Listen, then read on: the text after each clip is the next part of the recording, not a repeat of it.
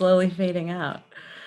Thank you everyone for coming. I think we'll get started. My name is Kelsey, and I'm joined by a few people on the Qmulos team. Primarily Ronnie and I are the hosts of this event tonight. Thank you so much for coming. This is Tech Tequila, hosted by Qmulos and the BarCode Podcast. I'm going to hand it over to Ronnie to introduce one of our speakers tonight. Hello, everyone. My name is Ron Duran. I'm an account executive with Qmulos. I'm happy to introduce our host, Chris Glanden. He's an experienced cybersecurity strategist, program developer, and a solutions architect. He's highly passionate about IT security systems, innovation, breakthroughs, vulnerabilities, their mitigation and risk management. And he's currently the owner and sole proprietor of BarCode Security. How's everybody doing? Thanks for joining us, Chris. Thank you. All right, and then we are also joined by Igor, who is our own VP of Compliance Strategy at Qmulos. He is an award-winning cybersecurity executive and industry thought leader. His experience includes some of the largest private and public sector enterprises, including he had a CISO role at Invensys and Schneider Electric, and he has senior enterprise security strategy experience and architecture advisor to the Office of the CISO of the United States Postal Service. All right, well, I'm gonna stop sharing my screen, and I'm very excited to hand it first over to our own John Thomas. He is a senior engineer for our professional services team, but he also loves to bartend on the side. He has some experience in bartending, so he's gonna teach us all how to make a great margarita. Hey, what's up, party people? Happy Tuesday. It's Tuesday, right? So I'm sure everyone got their Kristin's concoctions in the mail from the Qmulos team. Thanks, Qmulos team, for these. I don't know what everybody else got. I got pineapple blueberry margarita. So we'll go through these after I just show you guys one of my favorite summer margaritas. I personally love a good strawberry margarita, nice and refreshing. So we'll start out building one of those. A couple of squeezes of lime.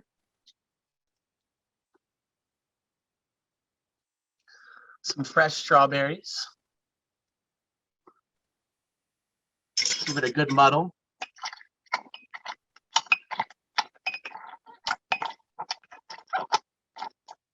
After that, you're going to find your tequila. I personally enjoy Altos a lot. It's a great margarita tequila because of a good price point, about like in the Tito's vodka range. I like to call it the Tito's of tequila. So you come through with 1.5 ounces of tequila. A lot of people will differ on measurement, but we all work in IT, so we need a little bit more liquor than everybody else, correct? That's right. So then we're gonna move over to an orange liqueur. My favorite is Grand Marnier. Very classic. It's used in a lot of Cadillac margaritas. But instead of going straight to that, I like to fill it on the top. There's multiple ways you can do it. Do some orange juice. A little fresh orange is always great in your margarita. Some lime juice. So I do about 1 ounce of orange juice and about 3 ounces of the fresh squeezed margarita lime juice. I make mine personally with lime juice. You can buy that from the store, and then buy simple syrup from the store. You don't have to reinvent the wheel. Come on the back end with the strawberry puree. Add your ice.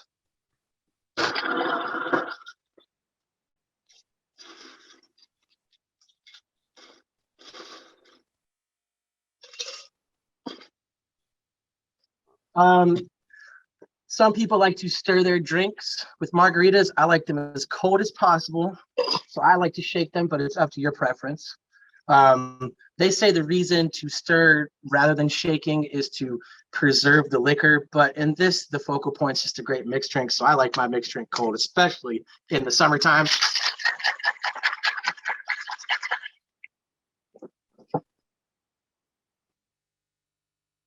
I like salt with my margaritas.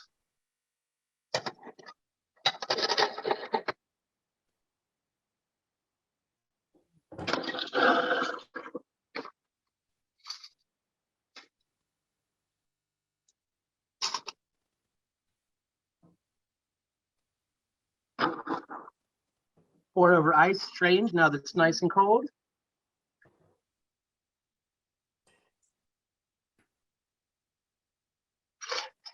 You can garnish with a couple of strawberries.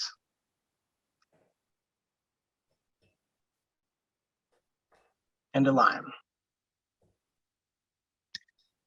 I'll save this one for me as soon as 5 o'clock hits. And everyone got their Kristin's concoctions.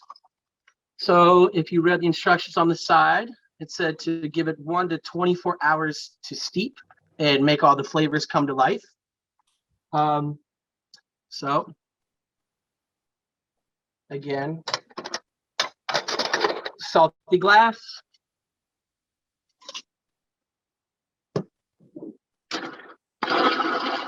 Mine's been in ice, or else I'd shake it just like I did my last margarita.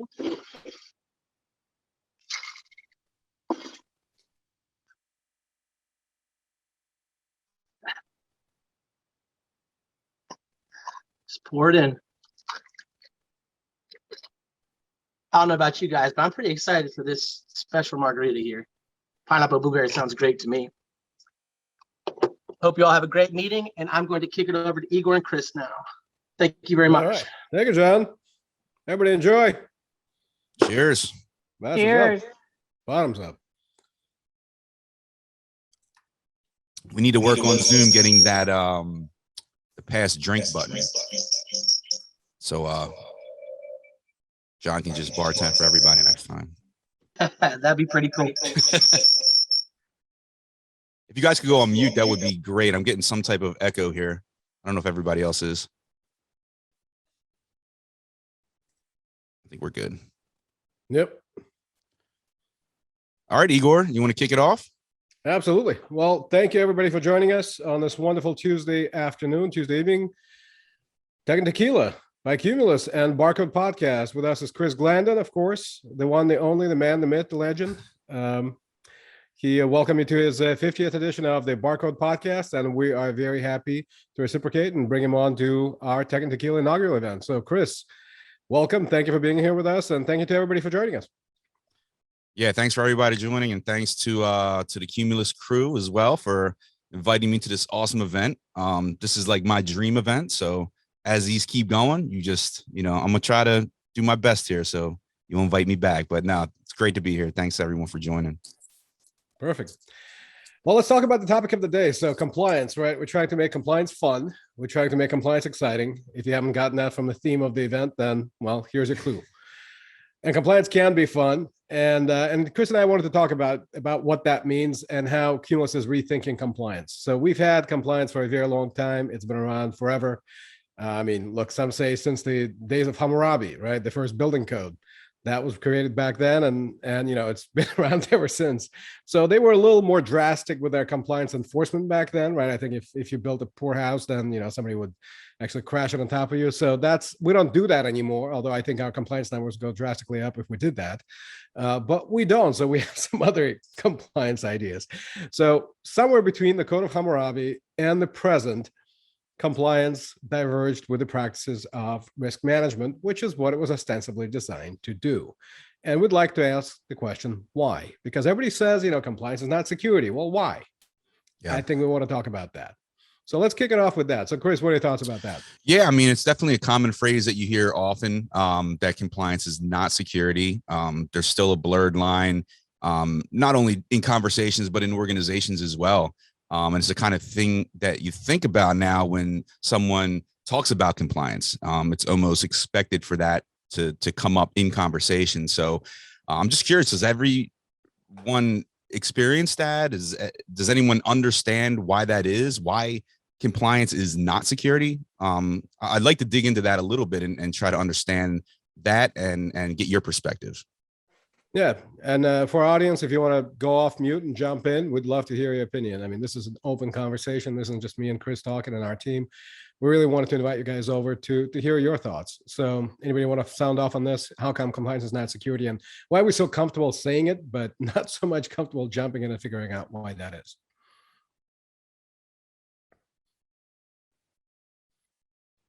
Sounds like there are no volunteers. So why don't we go forward and talk about ourselves, right? So I think from my perspective, I think from our perspective at Qmulos, we think about compliance all the time. This is what we live, right? Compliance is our day-to-day work. This is what we love to do. And the reason this company was created is because we had a better idea about compliance, what it means to manage compliance, what it really means to get value out of compliance. And the reason compliance is not security, and we're so comfortable saying it, is because compliance has really failed the purpose for which it was originally created, which was to manage risk, right? Compliance is just a way to say, well, we have these rules and we have these thoughts and we have these ideas. We've codified them as a set of frameworks and standards and mandates.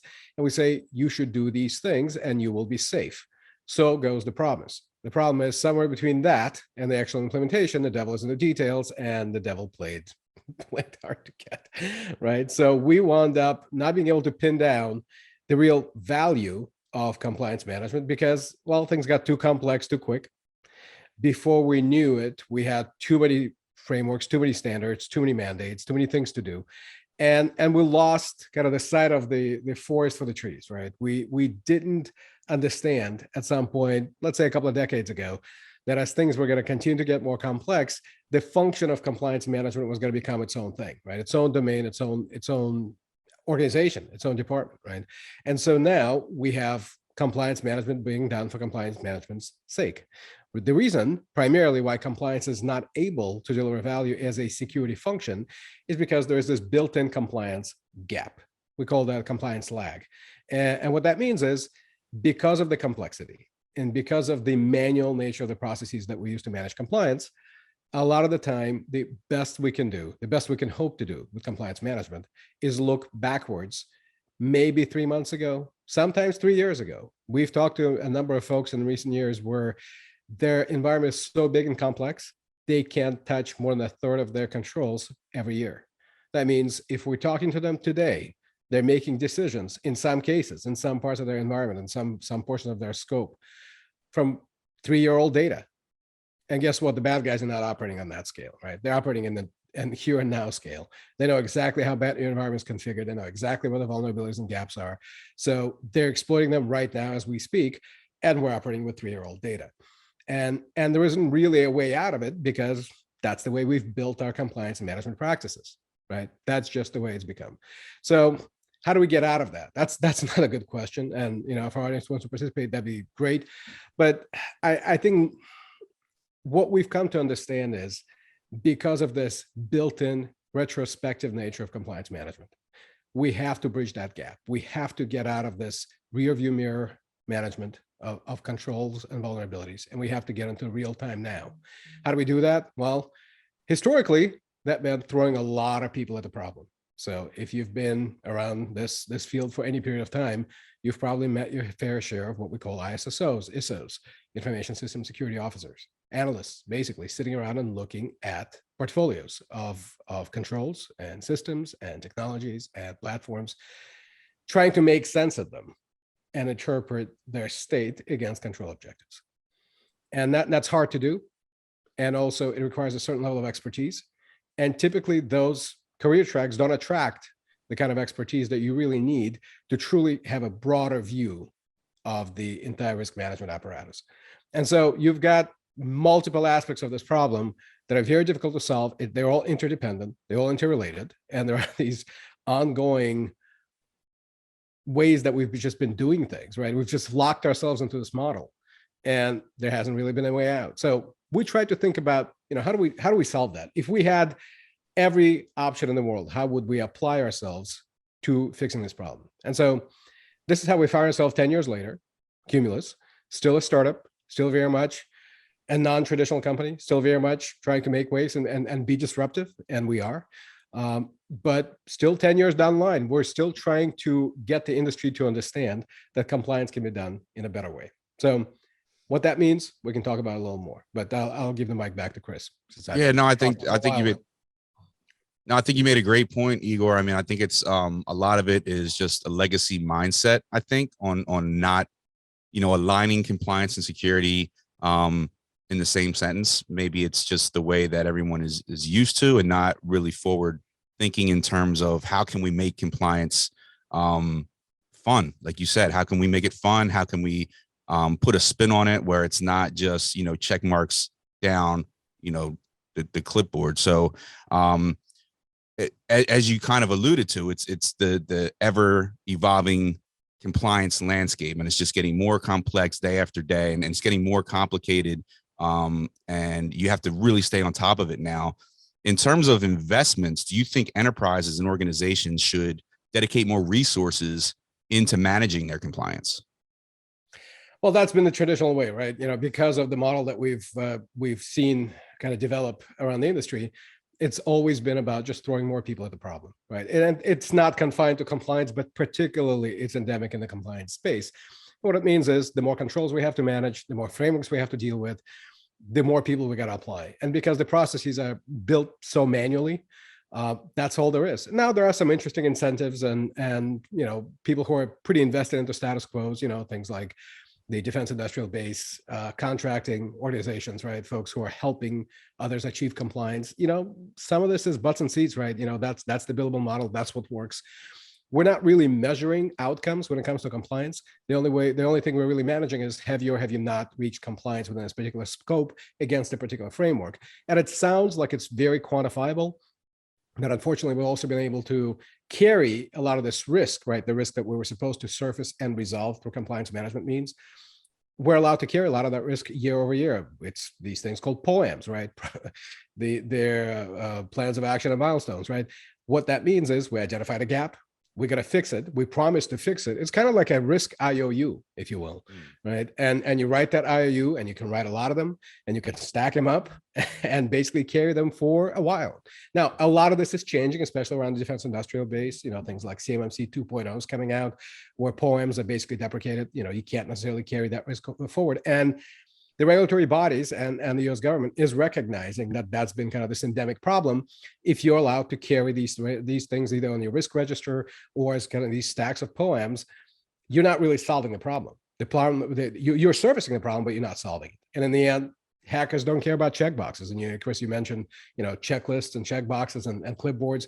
That's kind of the thing, right? Even though we've seen some automation, I'm going to put big air quotes around the word automation. Mostly it's administrative automation, right? It's just how do we fill out the forms faster? That's not real automation, right? That's just, doing the same paper process marginally better, right? And that's not solving any problem. So I think the answer to the question is, do we invest more into compliance management as a path to solving the compliance challenges? And the answer is not in the way it's been done. Yeah. If we just keep investing more into the people are important, absolutely. But we also have to give everyone a great compliance experience. And you probably haven't heard that term before, right? Because it sounds kind of very fluffy, very, Web 2.0, Web 3.0, right? What are we talking about when we say experience? Like, I'm going to start talking about design thinking. Well, a little bit, right? I think if we talk about what we've never talked about, which is the idea of how do we experience compliance, which is pretty close to this other concept of how do we experience security, which is security experience. How does everyone who compliance is touching on a day-to-day basis, from system owners to ISSOs to their managers, the ISSMs, all the way up to the CISO or the CIO or the chief risk officer, chief compliance officer, they all experience compliance in different ways. All of those ways are uniformly poor. Today, that's just the way it's been. And everybody kind of accepts it. We just say, well, that's just the way it is. It's compliance. That's sort of the mantra. It's just compliance. It's not supposed to be fun. It's not supposed to be easy. It's not supposed to be great. And I'm not supposed to like it. And again, we ask the question, why not? Why couldn't you enjoy doing compliance? And that's something that drove our understanding of the industry in a different light. We looked at it from a different perspective. We said, let's not accept the status quo. Let's not accept the compliance has to be bad. Let's do it a different way, right? And so we think investing into creating a better compliance experience is absolutely something that needs to happen. Investing into the same old models and just trying to do them incrementally, marginally better, that hasn't worked. And there is nothing that says it'll work anytime soon. Well, the answer to your why not question, I think it could be the intimidation factor, because I hear what you're saying, but we're also talking about a full transformation to compliance within an organization. And it sounds like it's just a lot of overhead involved and a lot of changing of ways that compliance management is done today in the organization. So how would you suggest enterprises approach this to be effective at scale? Great question, right? So it's not an easy task, right? It's certainly not an easy ask either. Changing things is hard. Changing things is scary. Any change is scary. So you have to first recognize that the status quo is untenable. What we mean by that is everyone has just kind of accepted that, again, compliance sort of sucks, right? Let's put it bluntly, compliance sucks. And we've just said, okay, let's just stick with it. At least it works. Well, the real answer is it doesn't work. And I think that's the first thing that you have to understand. And I think for enterprise leadership to understand is the thing that you think has been saving you and working for you, it really hasn't. Maybe you've been passing your compliance and maybe you've been reporting your compliance to other folks. And that's allowed you to continue to do your business. It's allowed you to continue to sell your products or services. The level of scrutiny and sophistication within the regulatory bodies, your partners, your clients, even all the way down to a consumer, where really the consumer itself may not be, they may not be sophisticated themselves, but there are regulatory bodies that are stepping in on their behalf. Folks like FTC, right? Where they're asking companies to be a lot more transparent and a lot more traceable with the kind of data they report within their compliance programs. So it's no longer just a factor of, reporting something and moving on. The tails, as we say, there's a long tail on that problem, right? Something that you reported today could be uncovered 3-4 years down the line. And we just saw this happen with Aerojet Rocketdyne, big case, big whistleblower case. Somebody, basically their head of compliance and security, reported that the information, the compliance data that's been passed out to the government as part of a federal contract has actually been incorrect.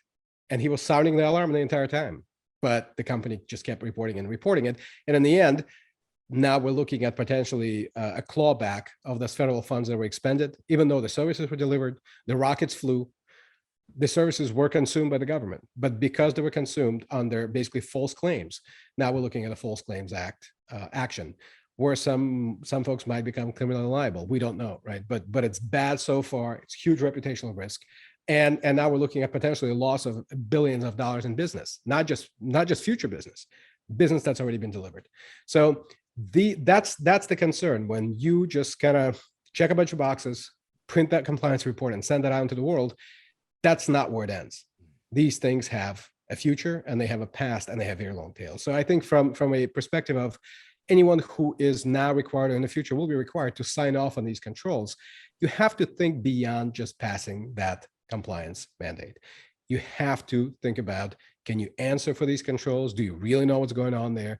Are you comfortable being able to trace all the way back down to that single system, single piece of data, single application, single user?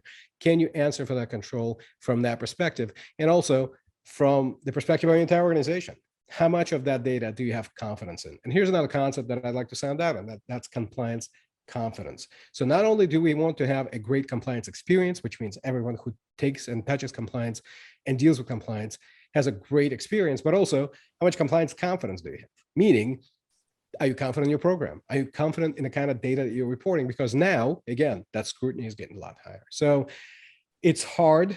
It's a lot, right? It sounds scary, but I think that's very important to understand and to ask the question, how confident are you in your compliance program, as a prerequisite to asking the broader question, which is, do you think the status quo is actually keeping you safe? And I think the answer has to be no. Unless you have 100% complete confidence that every piece of data that you've reported and are continuing to report and will report in the near future is completely true, and there are no doubts in your mind whatsoever, unless all of those statements are true, you have to question where you stand. And I think that's where it begins. It begins with that recognition. Yeah, and what I think I hear you're saying also is that it's all about, just thinking of compliance, what it means, how it's done, take yourself out of the box, right? And how you can optimally deliver that to your enterprise. Well, it's true, right? Because, pardon me, that tequila. The real story is, what's compliance done for you lately, right? I think that's another question to be asked is, okay, so you think you're being compliant. I think we already talked about, well, how confident are you that you actually are compliant? Mm-hmm. Let's assume that you think you are. Let's assume the answer to that question for your enterprise is, I think we're 80% there. That's totally fine. Some folks say, hey, 80% is 100%. For me, 80% visibility is fine. We accept the fact that probably 20% of our environment will never be in scope, we'll never be able to see it. There's this persistent informational deficit or a fog of war, if you will. It'll always affect our ability to see. That's totally fine, right? Environments are complex, things are moving around, the nature of a perimeter has melted away, the cloud has, definitely brought that about. So it's totally fine to say within our risk appetite, we accept this 20% and this, lack of visibility. Great. If you're telling yourself that within that 80%, you're doing fine and you've got acceptable level of confidence, that's okay. The problem is your customers may not be as confident as you are. And that means they'll probably want to know where you stand. And they might come asking tomorrow, right? Do you have the means? Do you have the ability to actually go back and prove every piece of information that you reported? And I think a lot of folks would find themselves in a tough spot. And I've been on all sides of that table. I've been an auditor. I've been a remediator, somebody who comes in and fixes the remediation, remediates the gaps identified as part of an audit. I've been an assessor internally, externally. And these can be very difficult conversations to have because, again, you've reported something, you thought you had confidence, you put your name on the line, and then they come back and it turns out it wasn't true. So it can have a lot of repercussions. So from a perspective of, where do you start and where do you take it? Once you make that recognition that this is a problem that needs to be looked at, the next step is, well, where do we start? And you start with figuring out what is the lowest common denominator across your compliance program. And if that means you don't have automated data collection, if that means you don't have automated processes, if you don't have automated workflows, that's a good place to start because that affects you broadly, right? You might have great visibility against a certain control category. That's perfect. You might have great visibility against many different control categories within a specific scope of your environment. That might be your high-end environment, that might be your enclave where you put a lot of controls and resources, totally fine. But again, how is your program overall operating? And do you have enough maturity? Do you have enough confidence in your ability to interface with that data?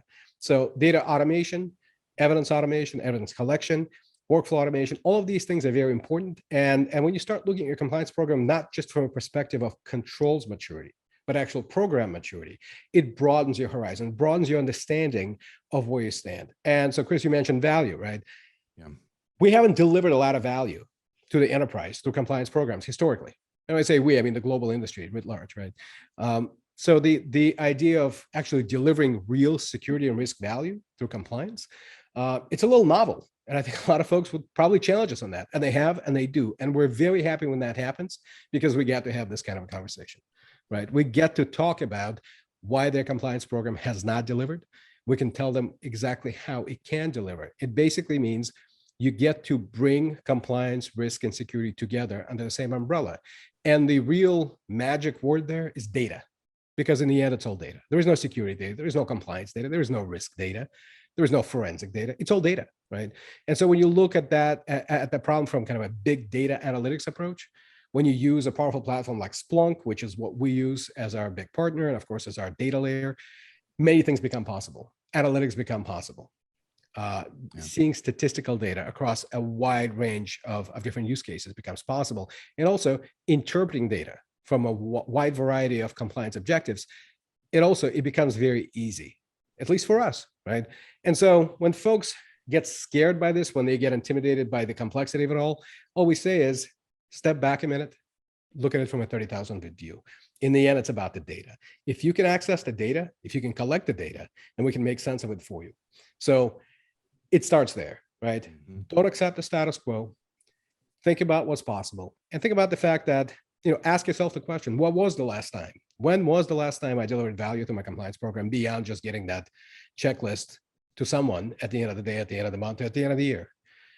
And I think when folks start asking that question honestly, with integrity, I think the answers are going to frighten them. And when they do, they need to come and talk to us. And I mean, I hate to be so mercenary about it, but really the answers are here, right? The answers are Converged Continuous Compliance. We can talk about what that means. And really the rethinking of what compliance can deliver. I think that's kind of the long-winded story of where do you start and where do you take it, at least initially. Yeah. No, I like how you said that and peeling back that layer, realizing there is an issue, because the first step to recovery is to realize you have a problem. So that's a universal statement, and I think it carries over to this industry as well. And you mentioned something, Converged Continuous Compliance. I'm just going to say C3, if that's okay with you. Okay. It's a bit of a tongue twister, we know. It is, man. After, I'm sipping on tequila, I can't say that sober, but I'll just say That'll be C3. my test. That's how I'll know that I've had too many. When I can't say. Yeah, I mean, it almost sounds like it's a framework to me, right? So could you talk a little bit more about what that C3 concept is and how it works? Absolutely. So Converged Continuous Compliance, I'm going to keep saying it. This is my test.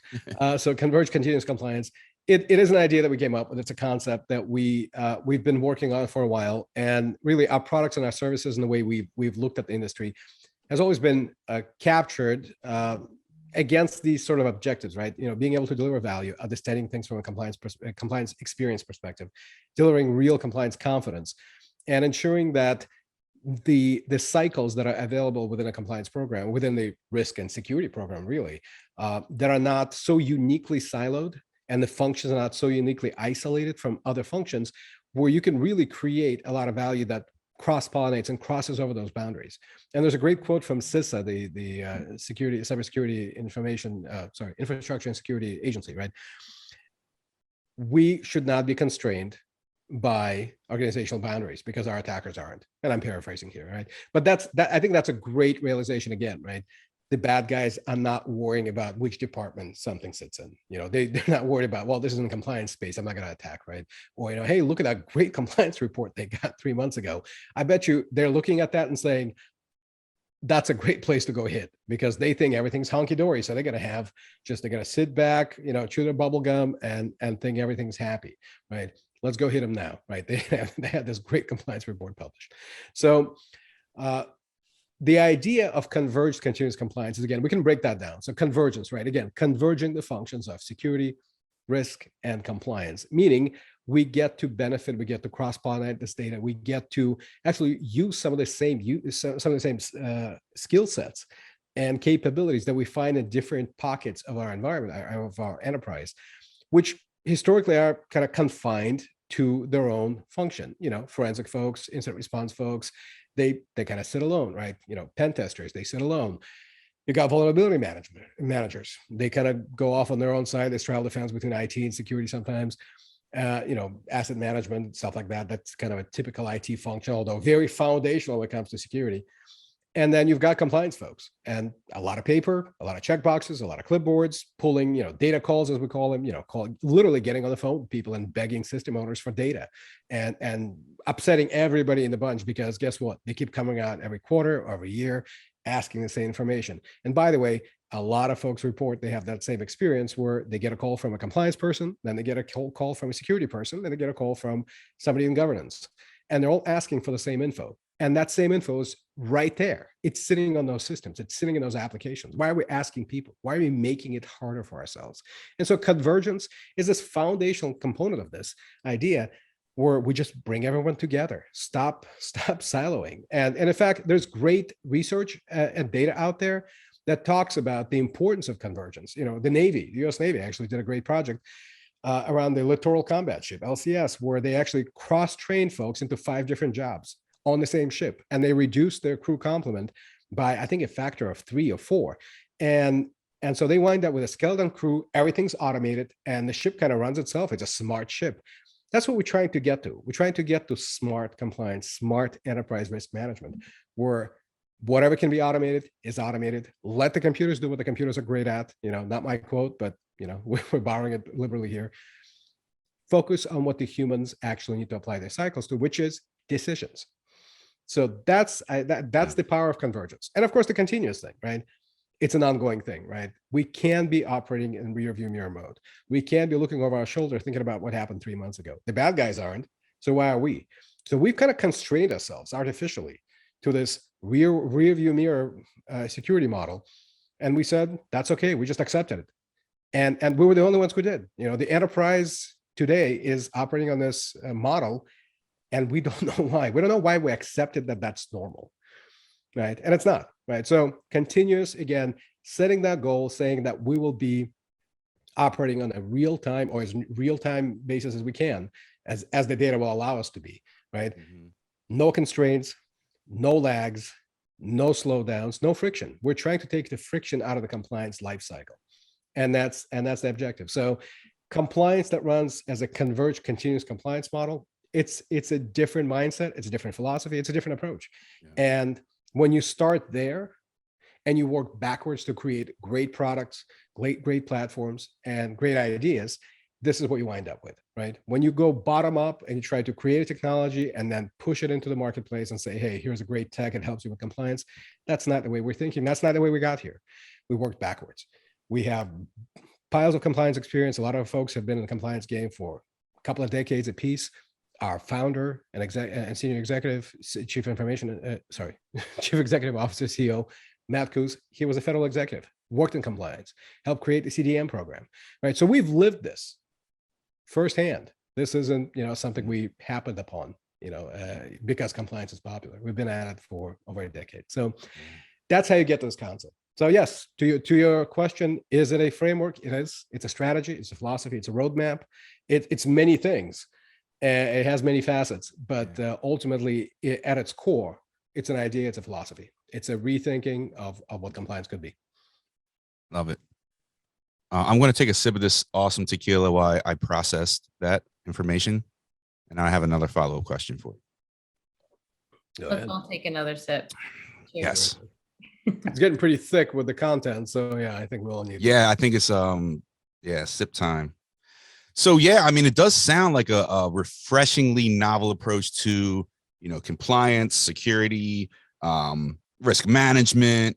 But I do want to throw you a curveball here, because it also sounds like enterprises are going to be up against, again, the challenge of scaling this out and taking this transformation on and just scaling it out in large enterprises. So compliance functions have been entrenched over time. Many stakeholders, both inside and outside of enterprises, are invested in just preserving the status quo and keeping things streamlined. So I know you touched on this earlier, but how can we overcome this challenge when we're looking at it through the C3 lens?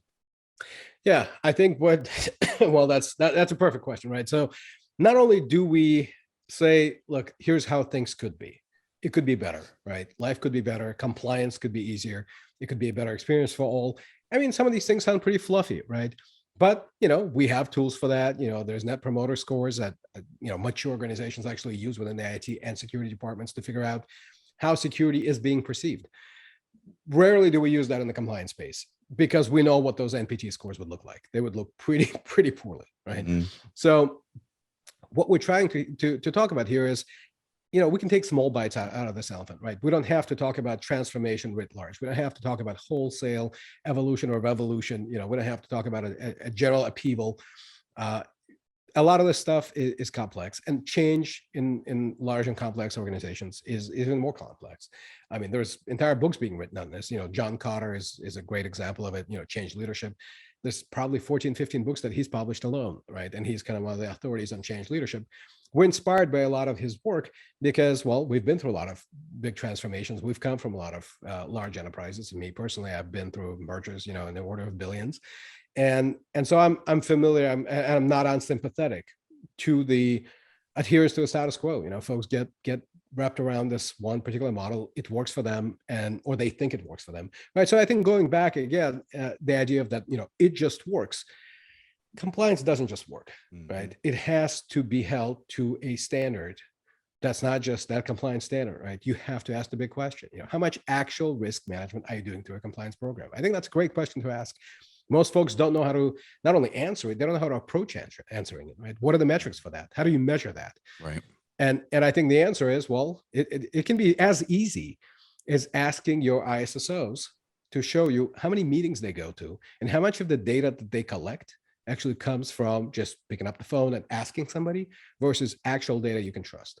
And I hate to make such a hard distinction between trusted data and untrusted data, but we're living in a zero trust world, and I think we have to say we can't trust it unless we verified it.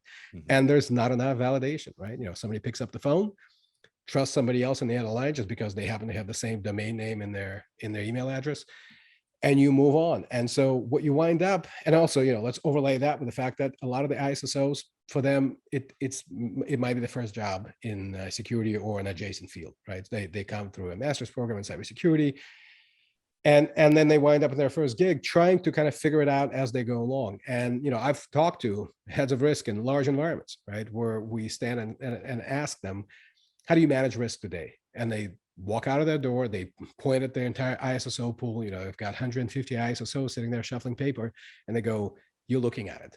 This is how we managing risk. And then we ask the follow-up question, which is, how do you know if they're making the right decisions? This is complex. How do they know if they're looking at that control correctly, if they're interpreting the implementation statement correctly? And they shrug their shoulders and go, we do the best we can, right? It's very difficult because it's so manual, it's hard to validate. So I think asking simple questions like this, how much of your data comes from actual systems versus people? How much of opinion farming are you doing versus actually validating the data you're receiving and ensuring that it's correct, that it's coming from the right source, that it hasn't been messed with, right? The more human hops you add to that chain, the more suspect it becomes, right? And this is not to say we don't trust our people, but the truth is you have to question it, right? And so I'm reminded of the movie The Big Short, right? And I think everyone's seen it by now. If they haven't, it's about the mortgage crisis in 2008. There are great scenes, and one particular is when folks, the two main characters go to the ratings agency on Wall Street, on Standard & Poor's, and they ask them, how can you keep rating these bonds this way, right? And they realize it's all been one giant Ponzi scheme. It's just been stacks and stacks and stacks of bad debt that's been stacked so high it became an asset. And then they call it collateralized debt obligation. There's a certain theme here that I've personally come to believe that we have something similar to this happening across the cybersecurity space, where we've relied so much on compliance to give us the picture of risk, and yet we fail to recognize the inherent gaps and limitations in using compliance for risk management, at least the traditional legacy way of doing compliance. And so we believe that there is this understanding of what the risk posture is across all these massive organizations. And by the way, let's also add another layer of complexity here, another aspect, which is over 80% of our national critical infrastructure is in private hands, private industry hands. They're not in government hands. So we've got this misperception of risk overlaid with national critical infrastructure. The opinion farming that we substitute for actual data. And now I can't sleep at night. And I don't know how anybody can, because we've got nuclear reactors and safety control systems, and we've used compliance to get them online and to make sure that they stay online. And a lot of it, unfortunately, is really a lot of this opinion farming, right? So when you think about it that way, you have to ask yourself, can I continue to operate in this fashion? And I think the honest and credible answer is no, right? Yeah. It doesn't mean you have to go jump off a cliff right now. It doesn't mean you have to go and fire 150 ISSOs in your enterprise. Absolutely not. But what you can do is you can start thinking about how much actual risk management is being performed by folks who are best suited for it, which is risk managers, risk analysts, right? And how much of what they're doing today could be automated. So with all due respect to the existing models, all due respect to the existing relationships and contract, right? Let's understand that some of these relationships go on for years. And, we have outside providers, we have vendors, we have the entire defense industrial base, over, 300,000 contracting firms of different sizes. There's a lot of that, right? We know there's a lot of entrenchment, there is a lot of status quo, and it has seemingly worked, but it really hasn't, right? So once you know it from this perspective, once you understand it this way, then you go, well, maybe it doesn't work, and maybe there's something I could change. Now, again, don't have to change everything, but you can ask the question and then start thinking about, well, how can I change it? How can I get more automated with my data? How can I get more smart cycles out of my folks as opposed to these manual cycles? Basically, human fax machines is I hate to be that pejorative about it, but really that's what we relegated some of these folks to, is basically being human fax machines. And we all think there's a better way. Yeah, don't get blinded by the complexity too. You mentioned complexity, and I think overall, there is some complexity with the problem and the urgency right now. But I think as you explore the C3 concept more, you start to peel that back a little bit and realize that the concept itself to solve this issue, the magic lies in the simplicity there. And from what I'm gathering, it's taking that less is more angle and just pushing through that threshold and, for organizations or people even on this session today, how can they take the first step towards this? I know that you mentioned, trying to narrow down by asking questions to your organization, but where's the first step? Where does the journey begin? Does it start, after this call, after this drink? Like you tell me. I think it can, right? So again, it starts with the mindset, right? You have to change your mind before you change anything else. And certainly before you change anyone else's mind. So recognizing that there's a better way to do compliance and really rethinking what it means by even saying the words, do compliance. What does it even mean, right? And the real story is if you do compliance, the Converged Continuous Compliance way, what you come to realize is a lot of the functions that you were doing separately in isolation in silos really become, I hate to say it, but converged, right? So that convergence really drives value by, well, first of all, you get to maximize the resources you already have. So instead of having human fax machines, you now actually have real risk analysts, real risk managers, folks who are actually managing risk through the entire life cycle. You've got security folks who now get to participate in the process where it's actually just one big risk management process, whether it's incident response, whether it's forensics, whether it's proactive vulnerability management, patching, et cetera. All of it fits within that same model. And look, let's be honest, compliance frameworks and standards, they serve their functions. They guide a lot of organizations into how to start their security program, how to run their security program. It's perfectly fine. The only problem with it is that retroactive, the built-in retrospective aspect. We always look backwards with compliance. If you start with compliance, you always look backwards. Starting with security, traditionally, again, folks accept the notion that it has to be in the real time now. And now we even have threat intel that looks and proactively tries to imagine where threats are coming from. So we're trying to marry all that back together and give you a full, complete life cycle from the past to the current to the future through the entire single lens. And that single lens is Converged Continuous Compliance. So the first step is think about the concept, understand how it works, and understand that you really need to have that full scope. And when we say full scope, we don't just mean scope of systems. We mean scope across the timeline, from the past to the current to the future. So when you think about that being possible, then other things start to fall into place. And look, come talk to us. It's as simple as that. Come talk to Qmulos, get on our website, get on a call with me. We have a format called Compliance Therapy. And actually, that's another podcast that we're starting up now. Nice. And the idea is we want to talk to these kinds of issues. We actually, and the reason we call it compliance therapy is because we're thinking about it from this kind of a therapy perspective. Let's recognize we have a problem. Let's figure out a path to solving the problem, and let's do it together. And this is really a conversation about a partnership with us, partnership internally within your organization, and helping folks build the tools to really empathize with the plight of, well, let's call it again, human fax machines. We have those folks. We have a lot of these folks in the mix who are really toiling under this yoke of this manual repetitive process space. And it doesn't have to be this way. They could really be enjoying their work, loving coming to work every day, staying on, retention problems solved. Look, here's one statistic. If you've got 100 ISSOs, you're looking at what, 200,000 hours a year that you're spending on compliance. What is that getting you? Yeah. Where does that put you? And how much of that time is actually spent on true real risk management? I think the answer is we don't know. Right. So ask these kinds of questions and then go from there. Come talk to us. You can't escape it either. I mean, you just make it less painful. We're trying to take the pain away, right? Yeah, exactly. The painkiller. You guys are the painkiller. So as I re-up here, let's open the floor up, see if anybody has any questions. I'm not sure how to do that. Yeah, how wide is your hat? How wide is this hat?